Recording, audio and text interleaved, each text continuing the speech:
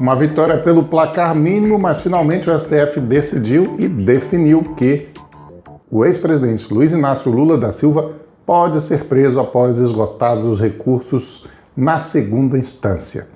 E aí, quando é que isso vai acontecer? Como é que isso vai acontecer? Bom, não é de imediato. Ainda tem o embargo do embargo, que o prazo para dar entrada nele é na próxima segunda-feira. Aí se passam mais alguns dias, e aí o TRF4, analisando esses embargos dos embargos, finalmente libera para o juiz Sérgio Moro decretar a prisão quando bem entender do ex-presidente Luiz Inácio Lula da Silva.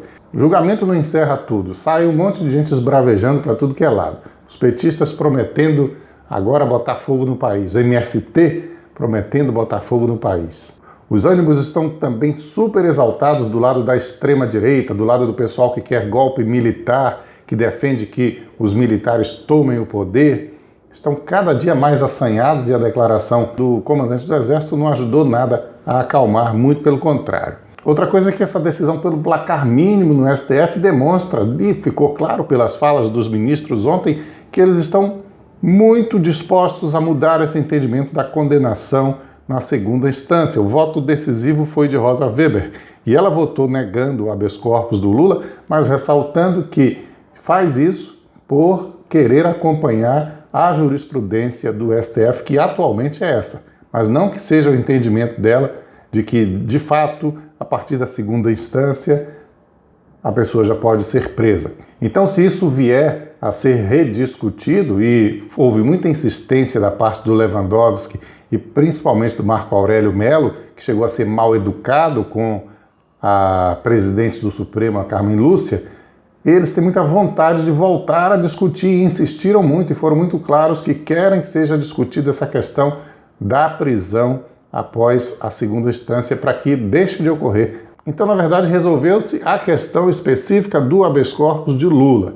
Quanto à normalização, à tranquilidade das coisas, isso a gente está longe de ver. O Alexandre Conceição, que é dirigente do MST, disse que não haverá terra que não será ocupada, não haverá arrego, não haverá nenhum prédio público que não será ocupado. Não tem mais valsa, é porrada, é guerra, é luta e venceremos. E prometeu também invadir o jornal O Globo, invadir a Rede Globo, que deve estar gastando um bocado de dinheiro ultimamente com segurança, porque realmente o pessoal escolhe sempre a Globo como a grande vilã da história. Mas o MST já prometeu, lembra da história do Exército? Vamos botar o Exército Vermelho nas ruas, e não saiu nada, porque na verdade eles de fato estão por baixo e têm demonstrado que não tem força para fazer essa confusão que eles prometem. E agora estamos no mês de abril, né? Costuma ter o Abril Vermelho, é a época em que o MST consegue fazer algum tumulto país afora, mas fora isso, essa questão de fazer a defesa de Lula nas ruas, isso não ocorreu até hoje e não parece que vai ocorrer. Agora a preocupação é mais pelo lado da extrema-direita, aquele pessoal que acha que a Globo é comunista, que o Bolsonaro é moderado, que tem que botar o general Mourão para tomar conta do país. Você vê que não há disposição de tolerância, que o acirramento dos ânimos parece que é o que eles querem de fato, os dois lados, os dois extremos, porque, por exemplo, o Movimento Brasil Livre quer impeachment dos que votaram a favor, dos ministros do STF, que votaram a favor do habeas corpus para o Lula. Ora, esse pessoal não consegue compreender nem sequer o que é um julgamento. Mas Lula foi derrotado. Isso contenta o Exército? Lula vai preso. Isso resolve o problema do general Eduardo Vilas Boas e dos seus subordinados? Lula perdeu, não conseguiu o habeas corpus e deve ir preso. Isso contenta o pessoal que luta contra a corrupção? Não precisa prender o Aécio, não precisa incomodar o Temer. Mas a notícia mais incrível do dia não veio de Brasília, veio de Minas Gerais. 11 anos após denúncia, julgamento que pode levar Tucano à cadeia é marcado. Trata-se do julgamento do ex-governador de Minas Gerais, Eduardo Azeredo, que já foi condenado em primeira instância e também já foi condenado em segunda instância, mas continua livre. No próximo dia 24 de abril serão julgados os recursos movidos pelo ex-governador Eduardo Azeredo, que é tucano, do PSDB, dentro do processo no qual ele foi condenado a 20 anos e 1 mês de prisão. É o chamado Mensalão Tucano, que foi denunciado em 2007.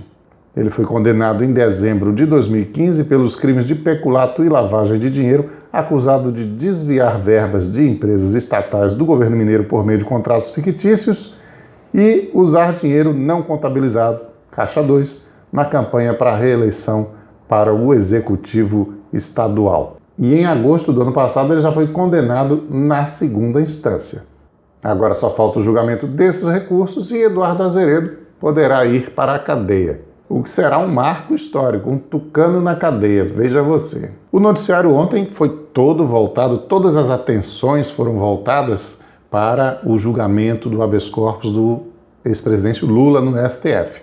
Mas também, ao mesmo tempo, não deixou de repercutir e de incomodar o já famoso tweet do comandante do Exército, Eduardo Vilas Boas. A oposição fez obstrução na sessão da Câmara, um procurador do Distrito Federal pediu explicações ao ministro da Defesa, encaminhou o caso para a Procuradoria-Geral da República, porque o ministro Eduardo Vilas Boas tem foro privilegiado, e por meio dessa questão ou de outras que venham a surgir aí pela frente, o que a gente percebe é que as labaredas continuam acesas. E isso num ano eleitoral, isso no momento em que a gente vai começar a entrar em campanha para escolher presidente, governadores, deputados, senadores. O ideal seria que nós tivéssemos tido uma eleição quando Dilma Rousseff caiu, que caísse junto também o Michel Temer, ainda que fosse uma eleição indireta, mas que aquele governo eleito em 2014, que estava completamente apodrecido, tivesse sido